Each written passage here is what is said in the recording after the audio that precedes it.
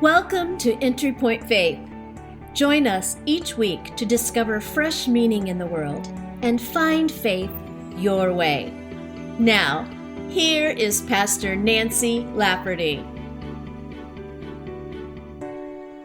Welcome back. I am here today with my good friend and author, Jerry Toomer, who is speaking this week at our church about what is a good life. So my first question to you, dear friend, is why in the world do you want to tackle something so big as trying to define what makes a good life?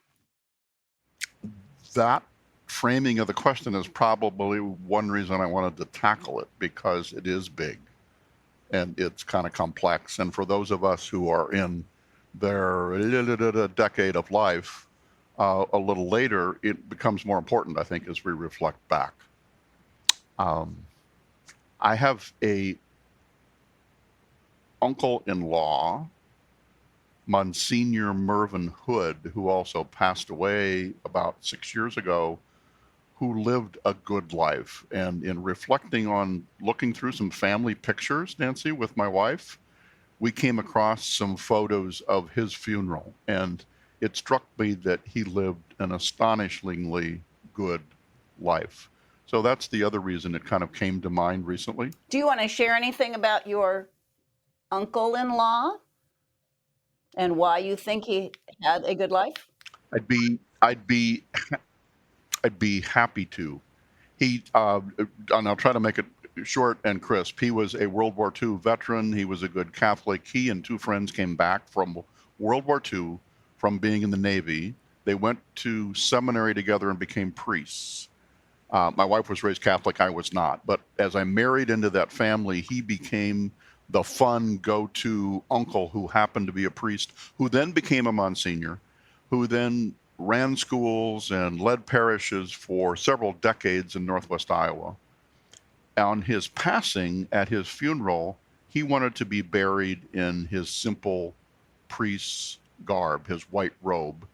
And the church said, no, we want you to be buried in your Monsignor regalia, and we want to make a big deal out of this because you married the church, right?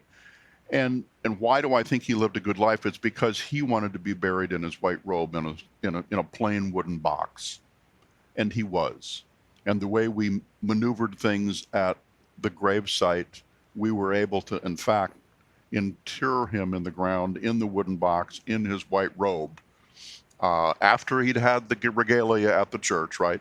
So unbeknownst to the bishop and the other folks. And so that was such a touching story and powerful story for our family that it's kind of that commitment to, yeah, he lived a good life. That's awesome. Now, how old was the Monsignor when he passed? He was 89. Okay, so he had figured some things out that those of us at other ages may or may not figure out. You mentioned in your message that there are a couple of other age groups that would define a good life a little differently than the Monsignor. Talk a little bit about how our view of what a good life is changes based on our station, our age in life. Well, one data point is that many millennials would say today living a good life would be being an influencer. Now, Nancy, you tell me, what is an influencer? I was encouraged when I grew up to be a dentist or a business or something, but today kids want to be an influencer. So that would be a good life. Well, I may be wrong, but I think an influencer is a person who infects and changes other people. I hope that's not just a social media term of influencing people on YouTube or, TikTok or whatever. But it is certainly, those millennials have a different view of who they can reach and who they can influence than we do. But I don't want to go down that path too far. I do want us to think about, though, how our age does impact what we look on as a good life. For example, you have a granddaughter who's 5 years old. How do you think she would, she probably can't articulate the answer to that question, but how do you think she would describe what her good life is. What's a good life to a 5-year-old? I've thought about this a little bit because you prepped me on the podcast, but I'm not sure it changes a lot. So we could talk about what changes from age 5 to 21 to 40 to 80, right? There seems to me, though, to be a very common thread, and she's going to say, if she could, family and friends. She's going to say mom and dad, and now her beautiful 12-year-old little sister, Isla, who's just been born. And that's her, Right. that's her world. Her world is that family and then her friends at Montessori school. And then for us, what is it? It's our friends and our family and the depth and the quality of relationships that we have. Now, in between Sophia, who's 5, and me, who's well into my 7th decade, there's a lot of time and a lot of things that we do to live a good life. And it may be finishing our education, it may be participating in sports or having a great career and having a nice house, taking great vacations, all those measures of success that come along with that. But to me, the common theme seems to be the depth and quality of relationships that we build in whatever stage we are. I like how in your message you talked about connections, and you talked about as we perhaps age out of the workforce and we lose some connections with our work partners. You had a great passage in there. You had a great section in there where you talked about a good suggestion for us to do to maintain connections. What was that? Well, this one suggestion was to intentionally rebuild connections post employment, because for those of us who went into the office to work, for decades, that became very much our social network at lunch and coffee and all that as well. And as we traveled around the world, whatever, depending on what our jobs were. But when that ends, that can be very abrupt and very traumatic. And I've watched and had a fair number of friends experience this falling off the cliff socially when they retire. And so my word for retirement has become rewirement. That you that I like that. you don't retire, you rewire, you replug in, you unplug from the activity you're doing at work, but more importantly, you unplug from that social group or that work group of connections, and you need to intentionally say, here's where I'm going to plug in a new way. Some of those people may remain and be the same, but some may need to be volunteer work that you're connected to, or your church, or a different kind of job, a part-time job or whatever. Nancy, you strike me, let me turn a question to you. You strike me as a person who has gone through several changes in your career, and we are somewhat the same age or very similar, and you are a person who's rewired, correct? Yeah, sure. And what's that been like?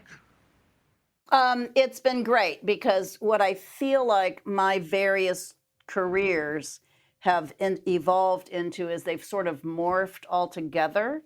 And I think that happens to a lot of us. I think we take one piece of the pie from what we've spent a lot of time doing, and then that pie kind of turns into a different piece of a different pie, and then all of a sudden you step back and you go, wait a minute, my whole world, my whole life was spent building to this moment where this skill from this job and this skill set from this job and this skill set, all of those things converged to give me kind of the perfect opportunity to blend all of that together in a career. So I think that's one of the great things that happen when you do reach the end of a career, so to speak, but you can evolve, you can rewire into something else. And I feel very fortunate that I have been able to do that. So thanks for asking that question.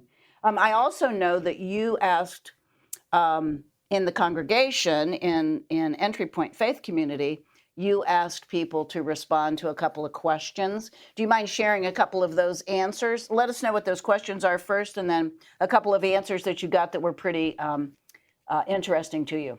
Well, it's really interesting because when you do a message and you want to get material for your message, one great way to do it is to ask your audience ahead of time what they think about the topic. And so the questions in this case were, what makes a good life, or what impacts your happiness at this point in your life? And we got some great answers from the folks at Entry Point. And they're just phrased nicely: to love and be loved. Wow. A child's laugh, a beautiful day, a story that touches my heart. Grandchildren. My husband has always made my life happy, and perhaps a little bit crazy as well. I'm most happy when I'm creating, and we know some people in the congregation for whom that's extremely important, whether it's visual art or music or creating messages as you do. Finding a soulmate, sitting on the porch and watching the river, watching nature, making others smile, being listened to and listening to others. I think that sense of connection, a feeling that I did my best. And then the other one that I think is very apropos is Nancy's corny jokes. Hey, wait a second. Those are beautiful and poignant and very tender.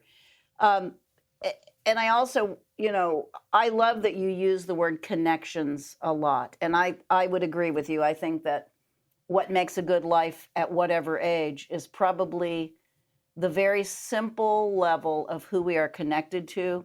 And I do think about you and in your writings and all of the things that you've stood for as a professor and the ways that you are as a friend. And I do think that you absolutely land in the area of respecting connections and wanting to build them.